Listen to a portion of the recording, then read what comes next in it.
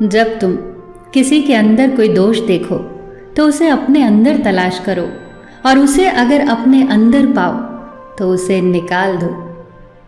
बुरा जो देखन मैं चला, बुरा न मिलया कोई, जो दिल खोजा अपना, मुझसे बुरा न कोई।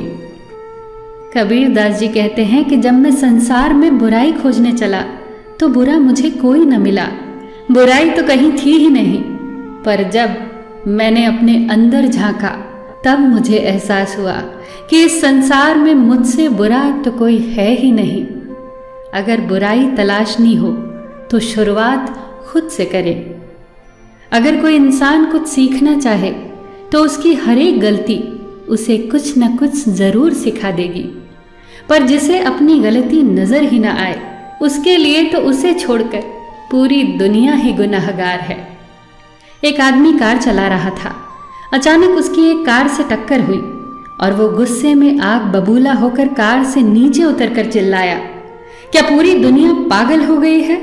क्या सब कार चलाना भूल गए हैं? आज ये चौथी कार है जिससे मेरी टक्कर हुई। अगर 4 गाड़ियों की टक्कर सिर्फ इन्हीं महाशय की गाड़ी से होती है तो आप ही सोचिए कि गड़बड़ आखिर है कहाँ। अगर आपको हर जगह बदबू ही बदबू का एहसास होता है तो बस एक बार अपनी नाक जरूर देख लेना कि कहीं उसी पर तो कोई बदबूदार चीज न लगी हो। नादान इंसान ही जीवन का आनंद लेता है, ज्यादा होशियार तो हमेशा उलझा हुआ ही रहता है। अधिक से अधिक भोले और बच्चे की तरह बनिए, जीवन को आनंद रूप में लीजिए, क्योंकि वास्तविकता में यही जीवन है। सुंदरता तो देखने वालों की आंखों में होती है। संसार किसी को कुरूप कह सकता है क्योंकि वो उसे तन की आंखों से देखता है, लेकिन वही किसी के लिए आंख का तारा भी हो सकता है। एक सेठानी के यहाँ नई नई दासी काम पर आई। सेठानी ने उससे कहा, जाकर गांव में विद्यालय की 4ठी कक्षा में ये खाने का डब्बा दिया। मेरा राज दुलारा आज ये ले जाना भूल गया है।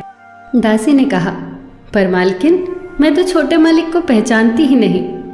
इस पर मालकिन ने हंसते हुए कहा, अरे ये कौन सी बड़ी बात है? 4ठी कक्षा में जाना, वहां जो भी तुझे सबसे सुंदर बालक दिखाई दे वही मेरा राज दुलारा है, उसी के हाथ में ये डिब्बा रखा ना। दासी डिब्बा लेकर चली गई। स्कूल की छुट्टी हुई तो सेठानी का बेटा रोता रोता घर आया और माँ से बोला, भूख के मारे जान निकल रही है। आज ना तो मैं डिब्बा लेकर गया न तूने भेजा माँ। माँ तो गुस्से में भर गई। दासी को बुलाकर खूब फटकारा, क्यों री, तेरे छोटे मालिक तो भूखे हैं, किसे दिया वो डिब्बा?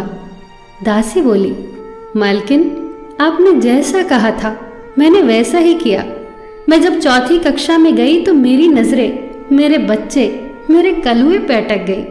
सारी कक्षा में उससे ज्यादा सुंदर तो कोई लगा ही नहीं मुझे, और मैंने वो डब्बा उसी के हाथ में रख दिया। आप ही ने तो कहा था कि जो उस कक्षा में सबसे सुंदर दिखे उसी को दे देना ये डब्बा। माँ के लिए उसके बच्चे से सुंदर भला कोई हो सकता है?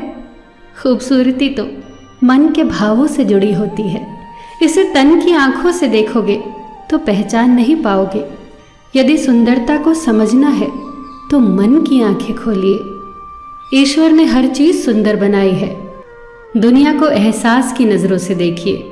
एहसास की नजरों से देखोगे तो आंखें दिल बन जाएंगी और दिल आंखें। 2 लोग बड़ी किस्मत वाले होते हैं। एक वो जिन्हें वफादार दोस्त मिलता है, दूसरा वो जिनके साथ माँ की दुआएं होती हैं।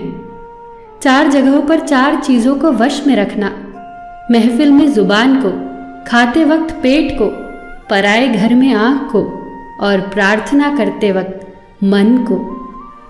जो रिश्ता आपको बार बार आंसू दे तो समझ लेना कि उसने अपनी मुद्दत पूरी कर ली है। किसी को तुम दिल से चाहो और वो तुम्हारी कद्र न करे तो ये उसकी बदनसीबी है, तुम्हारी नहीं। वफा करो तो दरिया के किनारे उगी उस घास की तरह जिसे जब डूबने वाला पकड़ता है तो वो या तो उसे बचा लेती है या डूबने वाले के साथ खुद भी डूब जाती है। मुझे बच्चों की वो आदतें बहुत पसंद है। वो रोकर मांगते हैं और अपनी बात मनवा लेते हैं। वो मिट्टी से खेलते हैं और अपना गुरूर और गुस्सा मिट्टी में मिला देते हैं। वो लड़ते हैं, झगड़ते हैं, फिर सुलह कर लेते हैं और दिल में मैल नहीं रखते। वो मिट्टी के घर बनाते हैं और खेल कर उसे फिर गिरा देते हैं और ये सबक दे जाते हैं कि ये दुनिया कुछ ही दिनों का बसेरा है।